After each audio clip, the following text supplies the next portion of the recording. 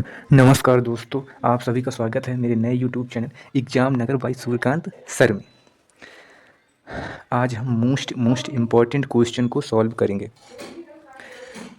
जितने भी बड़ी बड़ी कंपनियां हैं उनके सीईओ और उनके इम्पॉर्टेंट क्वेश्चन को आज हम हल करेंगे। और ये क्वेश्चन हमेशा एसएससी यूपीएससी में बार बार रिपीटेड पूछे जाते हैं ये क्वेश्चंस। तो चलिए चलते हैं पहले क्वेश्चन की तरफ। तो दोस्तों हमारा पहला क्वेश्चन है, गूगल के वर्तमान सीईओ कौन हैं? तो गूगल के जो वर्तमान सीईओ हैं दोस्तों वो हैं सुंदर पिचई दोस्तों गूगल के वर्तमान सीईओ हैं। दोस्तों सुंदर पिचई गूगल के वर्तमान सीईओ हैं।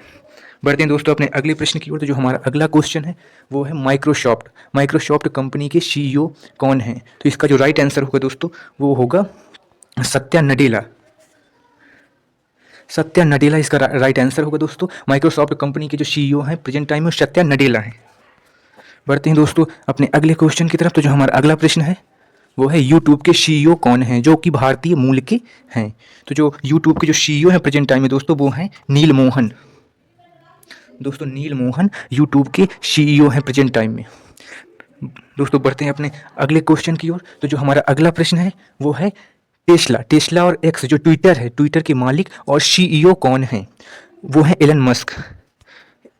एलन मस्क दोस्तों ट्विटर और टेस्ला के वर्तमान सीईओ और मालिक हैं। बढ़ते हैं दोस्तों हम अपने अगले प्रश्न की तरफ। तो हमारा अगला क्वेश्चन है, फेसबुक मेटा के संस्थापक और सीईओ कौन हैं? तो हमारा राइट आंसर होगा दोस्तों मार्क जुकरबर्ग। ये हमारा राइट आंसर होगा दोस्तों। फेसबुक मेटा के संस्थापक और सीईओ जो है मार्क जुकरबर्ग। अब बढ़ते हैं दोस्तों फेसबुक मेटा के कुछ इंपॉर्टेंट तथ्यों पर। तो फेसबुक से मेटा तक का सफ़र, मार्क जुकरबर्ग ने 2004 में अपने कॉलेज के हॉस्टल से फेसबुक शुरू किया था, लेकिन अक्टूबर 2021 में उन्होंने अपनी कंपनी का नाम बदलकर मेटा कर दिया। इसका मकसद मेटावर्स बनाना है, जो एक ऐसी डिजिटल दुनिया है जहां लोग वीआर वर्चुअल रियलिटी के जरिए एक दूसरे से मिल सकेंगे। दुनिया के सबसे युवा अरबपतियों में से एक जुकरबर्ग ने महज 23 साल की उम्र में दुनिया के सबसे कम उम्र के सेल्फ मेड अरबपति बनने का रिकॉर्ड बनाया था। आज उनकी कंपनी के पास इंस्टाग्राम, व्हाट्सएप और मैसेंजर जैसे बड़े ऐप्स का मालिकाना हक है। अब हम इसके तीसरे तथ्य की बात करते हैं। तो 99% संपत्ति दान करने का संकल्प मार्क जुकरबर्ग और उनकी पत्नी प्रिशिला चान ने शुरू की है। उन्होंने घोषणा की है कि वे अपने जीवन में फेसबुक के अपने 99% शेयर जो अरबों डॉलर के हैं सामाजिक कार्यों, बीमारियों को खत्म करने और शिक्षा के सुधार के लिए दान करेंगे। ये एक बहुत अच्छी बात है दोस्तों। अब हम बढ़ते हैं अपने अगले प्रश्न की ओर। तो जो एप्पल कंपनी के वर्तमान सीईओ कौन है? दोस्तों एप्पल कंपनी के वर्तमान जो सीईओ हैं उनका नाम है टिम कुक। दोस्तों टिम कुक एप्पल कंपनी के वर्तमान सीईओ हैं। बढ़ते हैं अपने अगले क्वेश्चन की तरफ। दोस्तों जो हमारा अगला प्रश्न है वो है, एप्पल कंपनी के कुछ मुख्य तथ्यों पर नजर डाल लेते हैं। स्टीव जॉब्स के बाद एप्पल को दुनिया की सबसे कीमती कंपनी बनाया। जब 2011 में स्टीव जॉब्स के बाद टिम कुक सीईओ बने तब कई लोगों को लगा था कि एप्पल अब डूब जाएगी, लेकिन टिम कुक की लीडरशिप में एप्पल दुनिया की पहली $3 ट्रिलियन वाली कंपनी बनी है। उन्होंने आईफोन के साथ साथ एप्पल वॉच, एयरपॉड्स जैसे सफल प्रोडक्ट लॉन्च किए जो आज पूरी दुनिया में छाए हुए हैं। $1 सैलरी और अपनी पूरी संपत्ति दान करने का फैसला टिम कुक दुनिया के उन चुनिंदा बड़े सीईओ में से हैं जिन्होंने अपनी वसीयत में लिखा है कि वे मरने से पहले अपनी पूरी संपत्ति करीब 16,000 करोड़ रुपए से ज़्यादा चैरिटी और समाज सेवा के लिए दान देंगे। दोस्तों अब हम बढ़ते हैं अपने अगले प्रश्न की ओर। तो जो हमारा अगला क्वेश्चन है दोस्तों वह भारत की सबसे बड़ी कंपनी रिलायंस इंडस्ट्री के सीईओ कौन है? सीईओ और मालिक कौन है? दोस्तों भारत की जो सबसे बड़ी कंपनी है रिलायंस इंडस्ट्री, उसके जो सीईओ हैं उनका मुकेश अंबानी। दोस्तों मुकेश अंबानी रिलायंस इंडस्ट्री के मालिक और सीईओ हैं। दोस्तों अब हम बढ़ते हैं अपने अगले प्रश्न की ओर। तो जो हमारा अगला ये भारत की सबसे भारत की पहली 25 लाख करोड़ वाली कंपनी मार्च 2026 के आंकड़ों के अनुसार रिलायंस इंडस्ट्री भारत की पहली ऐसी कंपनी बनी है जिसका मार्केट कैप बाजार मूल्य 25 लाख करोड़ रुपए के पार पहुंच गया है। यह न केवल भारत की सबसे बड़ी कंपनी है बल्कि दुनिया की टॉप 50 मूल्यवान कंपनियों में भी शामिल है। ग्रीन एनर्जी में महाक्रांति मुकेश अंबानी अब सिर्फ तेल और जियो तक सीमित नहीं है। 2026 में रिलायंस ने गुजरात के जामनगर में दुनिया का सबसे बड़ा गीगा कॉम्प्लेक्स पूरी तरह शुरू कर दिया है। इनका लक्ष्य 2035 तक नेट कार्बन जीरो बनाना है, यानी वे अब सौर ऊर्जा और हाइड्रोजन फ्यूल में दुनिया के लीडर बनने की तैयारी में है। रिलायंस भारत में सबसे ज़्यादा टैक्स भरने वाली प्राइवेट कंपनी में से एक है। दोस्तों अब हम बढ़ते हैं अपने अगले प्रश्न की ओर। तो जो हमारा अगला क्वेश्चन है दोस्तों, फिजिक्स अलख पांडे सर दोस्तों इन्हें कौन नहीं जानता आज की डेट में भारत में। इन्होंने PW फिजिक्स वाला के नाम से अपनी कंपनी की शुरुआत की है दोस्तों। फिजिक्स वाला के संस्थापक और CEO अलख पांडे हैं। दोस्तों अब हम बढ़ते हैं इनके कुछ मुख्य तथ्यों पर। तो भारत की 110वीं यूनिकॉर्न कंपनी है फिजिक्स वाला। भारत की 101वीं ऐसी कंपनी बनी जिसकी वैल्यू $1 बिलियन करीब 8,000 करोड़ रुपए से ज़्यादा है। सबसे खास बात यह है कि यह भारत की पहली ऐसी ईटेक कंपनी थी जिसने बिना किसी बाहरी निवेश के इतने बड़े मुकाम को हासिल किया। सस्ती और अच्छी शिक्षा का मिशन अलख पांडे सर ने अपना करियर प्रयागराज यूपी में एक ट्यूशन टीचर के रूप में शुरू किया था। उनका मुख्य उद्देश्य गरीबों और मध्यम वर्गीय बच्चों को सबसे कम फीस में क्वालिटी एजुकेशन देना। इसी वजह से उन्हें गरीबों का मसीहा भी कहा जाता है। दोस्तों हम बढ़ते हैं अपने अगले प्रश्न की ओर। तो जो हमारा अगला क्वेश्चन है वो है अमेजॉन के वर्तमान CEO कौन है। तो जो अमेजॉन के जो वर्तमान CEO हैं दोस्तों वो है एंडी जेसी दोस्तों अमेजॉन के वर्तमान CEO हैं प्रेजेंट टाइम में। दोस्तों अब हम बढ़ते हैं अपने अगले प्रश्न की ओर। तो सेफ बेजोस के बाद संभाली कमान AWS के मास्टरमाइंड एंडी जेसी ने 2021 में जेफ बेजोस के बाद अमेजॉन के CEO का पद संभाला। इससे पहले वे AWS अमेजॉन वेब सर्विस के प्रमुख थे। उन्होंने ही अमेजॉन को दुनिया की सबसे बड़ी क्लाउड कंप्यूटिंग कंपनी बनाया, जिससे आज अमेजॉन का सबसे ज़्यादा मुनाफा प्रॉफिट आता है। AI आर्टिफिशियल इंटेलिजेंस में बड़ा निवेश 2026 मार्च 2026 के आंकड़ों के अनुसार एंडी जेसी के नेतृत्व में अमेजॉन ने अपनी डिलीवरी और शॉपिंग अनुभव को बेहतर बनाने के लिए जेनरेटिव AI में अरबों डॉलर का निवेश किया। अब अमेजॉन के वेयर हाउस गोदामों में रोबोट्स और AI का इस्तेमाल पहले से कहीं ज़्यादा बढ़ गया है, जिससे सामान की डिलीवरी और भी तेज हो गई है। दोस्तों हम बढ़ते हैं अपने अगले प्रश्न की ओर। तो जो हमारा अगला प्रश्न है एंडी जेसी ने अमेजॉन में एक छोटे से कर्मचारी के रूप में शुरुआत की थी और आज वो इसके मालिक CEO हैं। दोस्तों अब हम बढ़ते हैं अपने अगले प्रश्न की ओर। जो हमारा अगला क्वेश्चन है दोस्तों एडोब कंपनी के भारतीय मूल के CEO कौन है। प्रेजेंट टाइम में जो एडोब कंपनी के जो भारतीय मूल के जो CEO हैं दोस्तों उनका नाम है शांतनु नारायण दोस्तों एडोब कंपनी के भारतीय मूल के CEO हैं। बढ़ते हैं दोस्तों अगले प्रश्न की ओर। तो सॉफ्टवेयर की दुनिया को सब्सक्रिप्शन शांतनु नारायण को इस बात का श्रेय दिया जाता है कि उन्होंने एडोब को पूरी तरह बदल दिया। पहले लोग फोटोशॉप और एक्रोबाट का सॉफ्टवेयर एक बार खरीदते थे, लेकिन उन्होंने इसे बदलकर एडोब क्रिएटिव क्लाउड कर दिया है। अब पूरी दुनिया महीनों के पैसे सब्सक्रिप्शन देकर इनके ऐप्स को इस्तेमाल करती है और इसी एक फैसले की वजह से एडोब की कमाई और मार्केट वैल्यू कई गुना बढ़ गई है और ये दुनिया की सबसे सफल सॉफ्टवेयर कंपनी बन गई है। शांतनु नारायण को भारत सरकार ने 2019 में पद्म श्री सम्मान से नवाजा था। दोस्तों सॉफ्टवेयर की दुनिया में जो बहुत ही कामयाबी की बात है।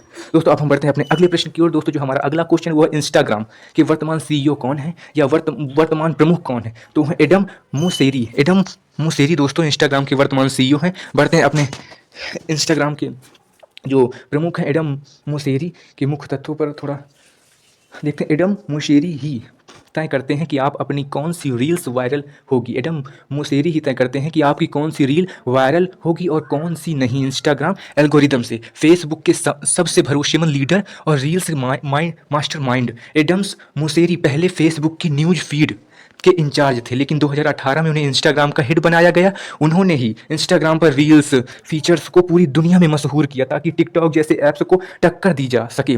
आज इंस्टाग्राम जो भी नए फीचर्स जैसे थ्रेड या AI स्टिकर लगाता है उनके पीछे एडम्स मोसेरी का ही दिमाग होता है। दोस्तों अब हम बढ़ते हैं अपने अगले प्रश्न की ओर। दोस्तों आपने एक बात नोटिस किया होगा दोस्तों कि मैं ये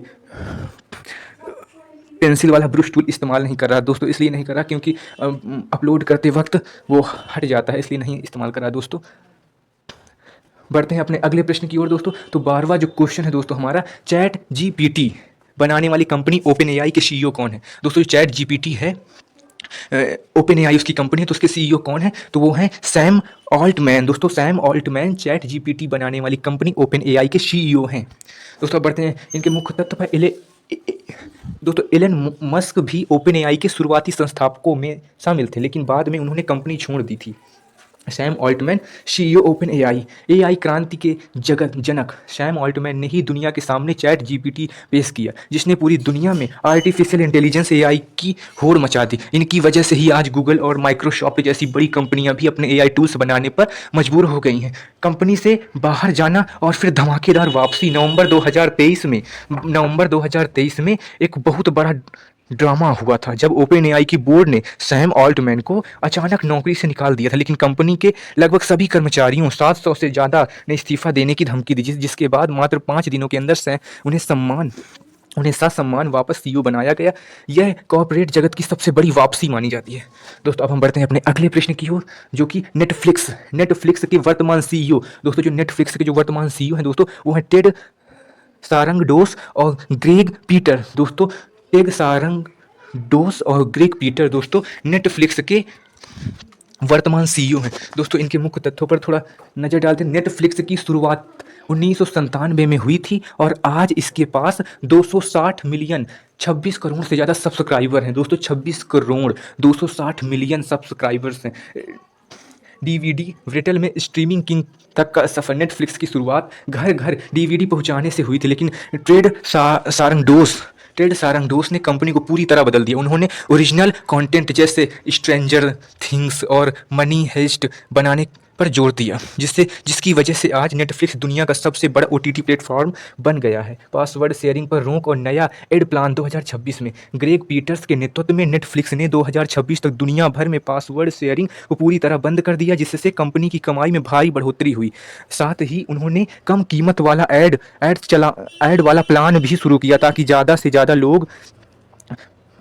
लोग पैसों में नेटफ्लिक्स देख सकें। दोस्तों अब हम बढ़ते हैं अपने अगले क्वेश्चन की ओर, जो कि है इंटेल कंपनी के सीईओ कौन है? दोस्तों जो इंटेल कंपनी के सीईओ हैं दोस्तों, वो हैं पैट्रिक गेलसिंगर। दोस्तों थोड़ा इसके मुख्य तथ्यों पर ध्यान देते हैं। दुनिया के 70% से ज़्यादा टैबलेट और कंप्यूटर में इंटेल के ही प्रोसेस लगे होते हैं। पैट्रिक गेलसिंगर जो कि सीईओ हैं इंटेल के। इंजीनियर से सीईओ और इंटेल की वापसी। पैट्रिक गेलसिंगर ने 18 साल की उम्र में इंटेल में एक इंजीनियर के तौर पर काम शुरू किया था और वे कंपनी के पहले चीफ टेक्नोलॉजी ऑफिसर सीटीओ बने।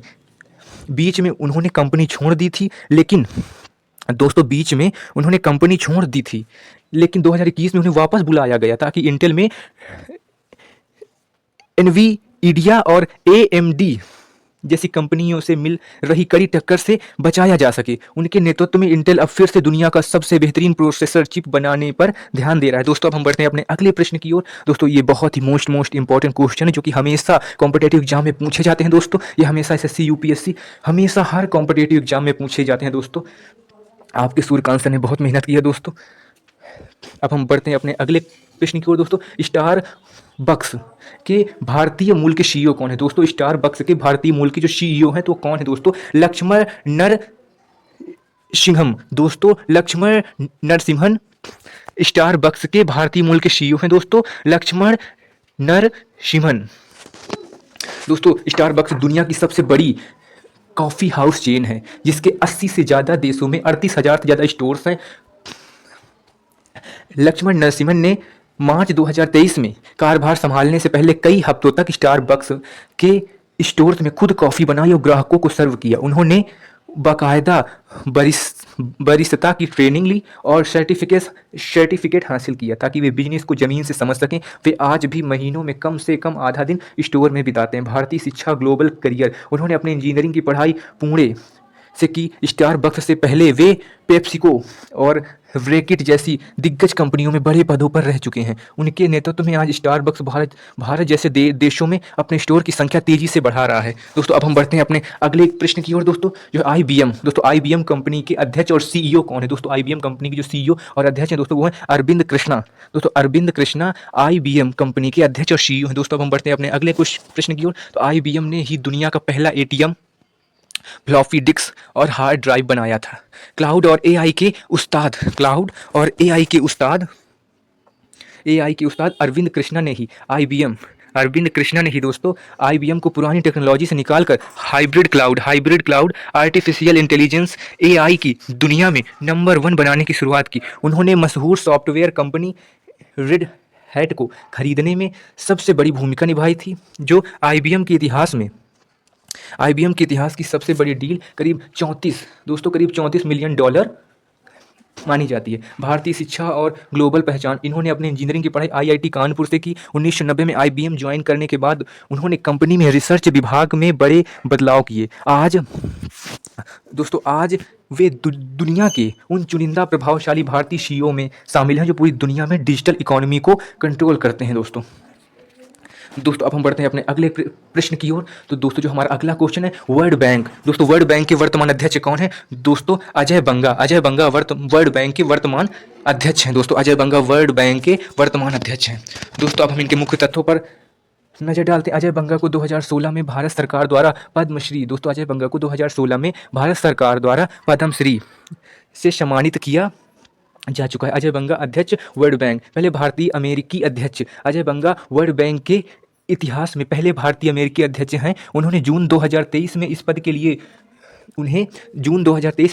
के लिए चुना गया था। खास बात यह है कि वर्ल्ड बैंक का अध्यक्ष आमतौर पर कोई अमेरिकी ही बनता है और अजय बंगा ने अपनी काबिलियत से इस परंपरा को और भी खास बना दिया, मास्टर कार्ड को ऊंचाइयों तक पहुंचाया। वर्ल्ड बैंक में आने से पहले वे मास्टर कार्ड के सीईओ थे। दोस्तों अजय बंगा वर्ल्ड बैंक में आने से पहले मास्टर कार्ड के सीईओ थे। उनके 10 साल के कार्यकाल में मास्टर कार्ड की वैल्यू 10 गुना बढ़ गई थी। अब वे वर्ल्ड बैंक में क्लाइमेट चेंज और गरीबी मिटाने के लिए पूरी दुनिया के देशों की मदद कर रहे हैं। दोस्तों अब हम बढ़ते हैं अपने अगले प्रश्न की ओर। दोस्तों जो हमारा अगला क्वेश्चन है वो है फेडेक्स के सीईओ कौन है जो भारतीय मूल के हैं? दोस्तों फेडेक्स के जो सीईओ हैं दोस्तों वो है राज सुब्रमण्यम। दोस्तों फेडेक्स के सीईओ हैं जो कि भारतीय मूल के हैं। दोस्तों इनके मुख्य तथ्यों पर फैक्ट्स पर बात करते हैं। दोस्तों फेडेक्स हर दिन दुनिया भर में लगभग 1.5 करोड़ पैकेज डिलीवर करती है। राज सुब्रमण्यम सीईओ फेडेक्स, 30 साल का लंबा सफर। राज सुब्रमण्यम ने 1991 में फेडेक्स में एक मामूली पद से शुरुआत की थी। उन्होंने कंपनी के मार्केटिंग और ऑपरेशंस विभाग में 30 साल से ज़्यादा समय तक काम किया और अपनी मेहनत के दम पर 2022 में कंपनी के सीईओ बने। उन्होंने फेडेक्स को डिजिटल बनाने और डिलीवरी को और तेज करने में सबसे बड़ी भूमिका निभाई। भारतीय शिक्षा और ग्लोबल पहचान। इन्होंने अपनी इंजीनियरिंग की पढ़ाई आईआईटी बॉम्बे से की। वे तिरुवनंतपुरम केरल के रहने वाले हैं। आज वे दुनिया की सबसे बड़ी लॉजिस्टिक कंपनी को संभाल रहे हैं जिसके पास 6.5 लाख से ज़्यादा कर्मचारी और खुद के 600 से ज़्यादा हवाई जहाज हैं। दोस्तों अब हम बढ़ते हैं अपने अगले प्रश्न की ओर जो कि टाटा कंसल्टेंसी सर्विसेज टीसीएस के सीईओ कौन है? दोस्तों जो टाटा कंपनी है टीसीएस उससे सीईओ कौन है? दोस्तों वो है के कृतिवासन। दोस्तों टाटा कंसल्टेंसी सर्विसेज टीसीएस के जो सीईओ हैं वर्तमान में वो हैं दोस्तों के कृतिवासन। दोस्तों के कृतिवासन बी नंबर इसका राइट आंसर है। दोस्तों टीसीएस का मार्केट कैप दोस्तों 15 लाख करोड़ रुपए के पार है जो इसे भारत की दूसरी सबसे मूल्यवान कंपनी बनाता है।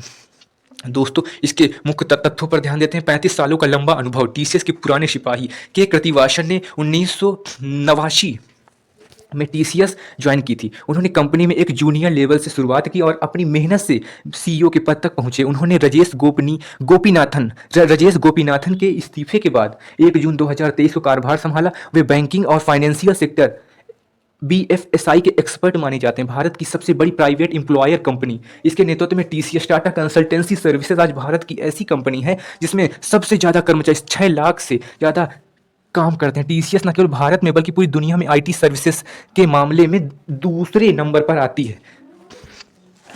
दोस्तों अब हम बढ़ते हैं अपने अगले क्वेश्चन की ओर। जो हमारा अगला प्रश्न है दोस्तों वो है जोमेटो के संस्थापक और सीईओ कौन है? दोस्तों जोमेटो के संस्थापक और सीईओ दीपिंदर गोयल। दोस्तों दीपिंदर गोयल जोमेटो के संस्थापक और सीईओ हैं दोस्तों प्रेजेंट टाइम में।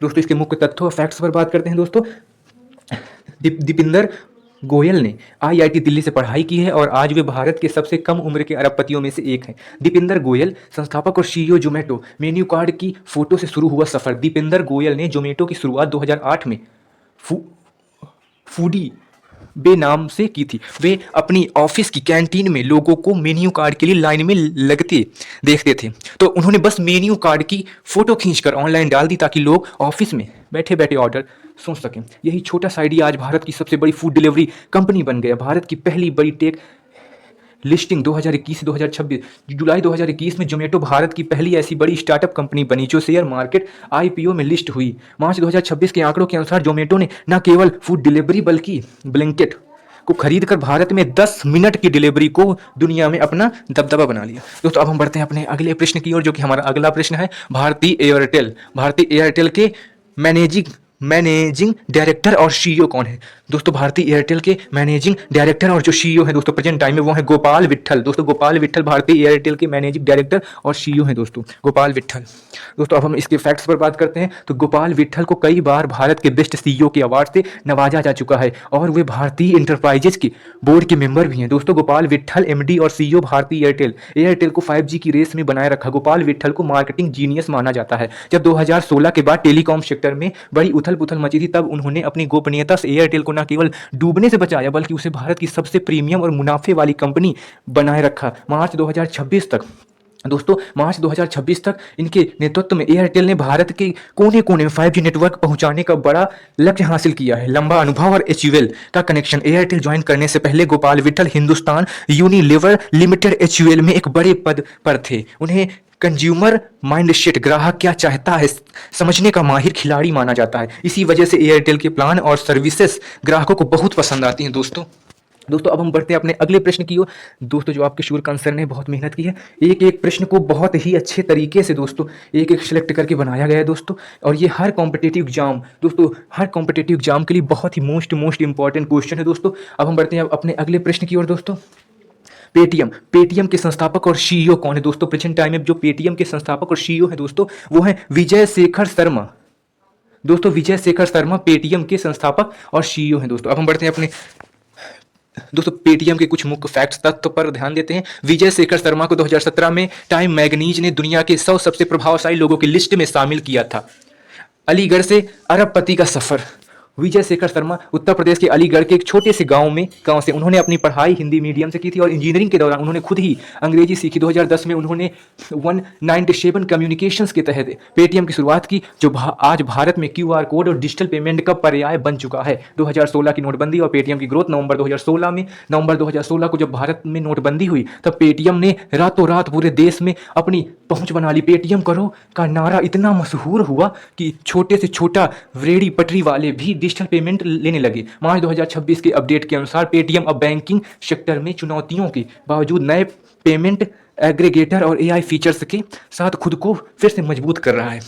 दोस्तों हम बढ़ते हैं अपने अगले प्रश्न की ओर, जो हमारा अगला प्रश्न है टोयोटा मोटर्स कॉर्पोरेशन के सीईओ कौन है? दोस्तों टोयोटा मोटर कंपनी के जो सीईओ हैं दोस्तों वो हैं कोजी सातो। दोस्तों कोजी सातो टोयोटा मोटर कॉर्पोरेशन के सीईओ हैं।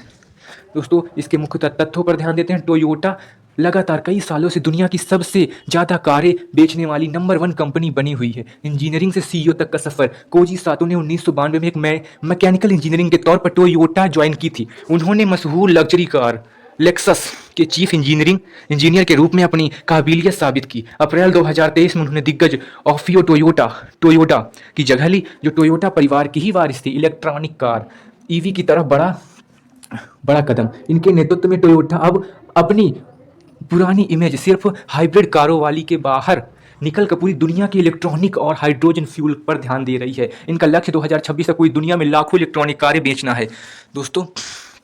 अब हम बढ़ते हैं अपने अगले प्रश्न की ओर दोस्तों, जो हमारा अगला क्वेश्चन है वो है एडिडास कंपनी के सीईओ कौन है? दोस्तों एडिडास जो कंपनी है उनके सीईओ कौन है? दोस्तों एडिडास कंपनी के सीईओ ब्योर्न गुल्डेन। दोस्तों ब्योर्न गुल्डेन एडिडास कंपनी के सीईओ हैं दोस्तों। इनके मुख्य तथ्यों पर ध्यान देते हैं दोस्तों। तो एडिडास की शुरुआत 1949 में एडोल्फ डाल्सर ने की थी। उन्हीं के नाम पर एडी और डैश को मिलाकर यह नाम बना है। खुद एक प्रोफेशनल फुटबॉलर ब्योर्न गुल्डेन दुनिया के उन चुनिंदा सीईओ में से हैं दोस्तों जो खुद एक खिलाड़ी रह चुके हैं। वे नॉर्वे के एक प्रोफेशनल फुटबॉल खिलाड़ी थे दोस्तों। वे एक फुटबॉल खिलाड़ी थे। यही वजह है कि वे खिलाड़ियों की ज़रूरतों को बेहतर समझते हैं और एडिडास के जूते और कपड़ों में नए बदलाव ला रहे हैं। प्रतिद्वंदी कंपनियां। सबसे दिलचस्प बात यह है दोस्तों कि एडिडास ज्वाइन करने से पहले वे इनकी सबसे बड़ी प्रतिद्वंदी कंपनी प्यूमा के सीईओ थे। जनवरी 2023 में उन्होंने एडिडास की कमान संभाली और फिर एक साल के अंदर गिरती हुई सेल को संभालकर कंपनी को फिर से मुनाफे में पहुंचाया दोस्तों। दोस्तों अब हम बढ़ते हैं अपने अगले प्रश्न की ओर दोस्तों। तो जो हमारा अगला क्वेश्चन है दोस्तों वो है दोस्तों कोका कोला। दोस्तों टाइपिंग की वजह से अच्छे से अच्छा नहीं लिख पाया दोस्तों, मुझे माफ़ करिएगा दोस्तों। कोका कोला लिखा है दोस्तों। कोका कोला के सीईओ कौन है दोस्तों? कोका कोला कंपनी के सीईओ है दोस्तों वो जेम्स क्विंसी। इसके मुख्य तथ्यों पर ध्यान देते हैं दोस्तों। कोका कोला कंपनी दुनिया के 200 से ज़्यादा देशों में 500 से भी ज़्यादा अलग अलग ब्रांड्स और थम्स अप, स्प्राइट्स और माजा बेचती है। सिर्फ कोल्ड ड्रिंक नहीं, सब कुछ। जेम्स क्विंसी ने कोका कोला की इमेज पूरी तरह बदल दी। उन्होंने कंपनी को सिर्फ शुगर वाली ड्रिंक से निकाल कर एक टोटल बेवरेज कंपनी बनाया। इनके नेतृत्व में ही कोका कोला ने मशहूर कॉफ़ी चेन कोस्टा कॉफ़ी को खरीदा और अब वे हेल्दी जूस, पानी जैसे किनले और बिना चीनी वाली कोक जीरो पर ज़्यादा ध्यान दे रहे हैं। प्लास्टिक प्रदूषण और पर्यावरण पर बड़ा लक्ष्य। इन्होंने वर्ल्ड विदाउट वेस्ट नाम का एक ग्लोबल अभियान शुरू किया है। इनका लक्ष्य है कि 2030 तक कोका कोला जितनी भी बोतलें या कैन बेचती है उतनी ही मात्रा में प्लास्टिक वापस इकट्ठा कर उसे रिसाइकल किया जाए। वे समुद्रों और नदियों को प्लास्टिक मुक्त बनाने के लिए भी काम कर रहे हैं दोस्तों अब हम बढ़ते हैं अपने अगले क्वेश्चन की ओर जो कि है पेप्सिको। पेप्सिको के वर्तमान सीईओ कौन है दोस्तों? पेप्सिको कंपनी के जो वर्तमान सीईओ हैं दोस्तों वो हैं रेमन लागू आर्टा। दोस्तों बी नंबर इसका सही आंसर होगा दोस्तों। इसका जो बी आंसर है दोस्तों रेमन लागू आर्टा। दोस्तों पेप्सिको कंपनी के जो सीईओ हैं दोस्तों वो हैं रेमन लागू आर्टा। दोस्तों पेप्सिको कंपनी के सीईओ हैं। अब हम बढ़ते हैं दोस्तों अपने मुख्य तथ्यों पर दोस्तों। तो पेप्सिको सिर्फ पेप्सी ही नहीं बल्कि लेज, कुरकुरे, माउंटेन ड्यू और क्यूकर्स ओट्स जैसे बड़े ब्रांड की भी मालिक है PepsiCo. Pepsi plus positive vision और हेल्थ पर जोर। इसके नेतृत्व में पेप्सी को अब सिर्फ कोल्ड ड्रिंक्स ही नहीं बल्कि जैसे ओट्स और कम नमक वाले चिप्स पर भी ध्यान दे रही है। इनका लक्ष्य 2026 तक दुनिया को पूरी तरह से इको फ्रेंडली और पानी की बचत करने वाली कंपनी बनाना है दोस्तों। अब हम बढ़ते हैं अपने अगले प्रश्न की ओर जो कि बहुत ही मोस्ट इंपॉर्टेंट क्वेश्चन है दोस्तों आपके सूर्यकांत सर ने बहुत मेहनत की है दोस्तों। और ये ऑल कॉम्पिटिटिव एग्जाम्स के लिए, सभी कॉम्पिटिटिव एग्जाम्स के लिए, एसएससी, यूपीएससी, पुलिस, एसआई, सब के लिए मोस्ट इंपॉर्टेंट है दोस्तों। दिल्ली पुलिस पर इस पर ज़्यादा जोर दिया गया है दोस्तों। और यूपीएससी के लिए भी बहुत ही मोस्ट इंपॉर्टेंट दोस्तों क्वेश्चन है। तो वीजा दोस्तों अपने क्वेश्चनों पर वापस आते हैं दोस्तों। वीजा कंपनी के सीईओ कौन है दोस्तों? जो वीजा कंपनी है उसके सीईओ कौन है? दोस्तों इसका राइट आंसर बी नंबर होगा रयान मैकिनर्जी। दोस्तों रयान मैकिनरनी दोस्तों रयान मैकिनरनी इसका राइट आंसर होगा दोस्तों। इसके फैक्ट्स पर बात करते हैं दोस्तों, तथ्यों पर। तो वीजा का मुख्यालय सैन फ्रांसिस्को कैलिफोर्निया यूएसए में स्थित है। ग्लोबल पेमेंट नेटवर्क के मास्टर रयान मैकिनरनी ने फरवरी 2023 में अल्फ्रेड केली की जगह ली। उनके नेतृत्व में वीजा आज दुनिया की 200 से ज़्यादा देशों में फैला हुआ है। वे दुनिया के डिजिटल पेमेंट और टैप टू टैप जैसे फीचर्स को पूरी दुनिया में घर घर पहुंचाने के लिए जाने जाते हैं।